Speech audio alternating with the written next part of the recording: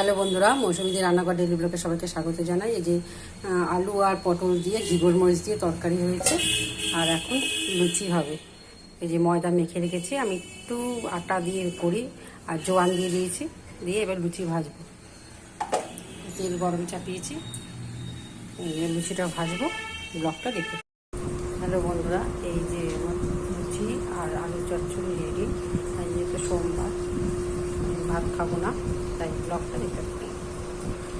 আলু পনিরের তরকারিটা যে করছি, আলুটা ভেজে তাতে নুন দিয়ে আর মিষ্টিতে আদা, জিরে, টমেটো, কাঁচা লঙ্কা, নুন, হলুদ একবারে পেস্ট করে নিয়ে এর মধ্যে দিয়ে দিচ্ছি, আর গরম মশলা।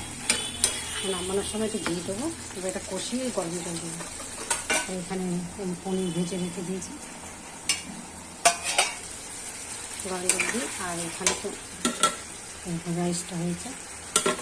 বন্ধুরা, এর মধ্যে বাঁধাকপি, আলু, গাজর, বিনস, কাঁচা লঙ্কা, নুন, হলুদ আর একটু গোলমরিচ গুঁড়ো আর একটু ভাজা মশলা আর কর্নফ্লাওয়ার, ময়দা সব দিয়ে এটা মেখে রাখছি। এবার এটাকে পকোড়া করব সন্ধ্যাবেলা। যেহেতু নিরামিষ, তাই সন্ধ্যাবেলায় জলখাবারে এটা পকোড়া হবে। লকটা দিতে মেখে রেখে দিলাম, কিছুক্ষণ থাকলে একটু মজবে, তারপরে এটা পকোড়া হবে। আপনারাও করবে, ব্লগটা দেখতে পাবেন।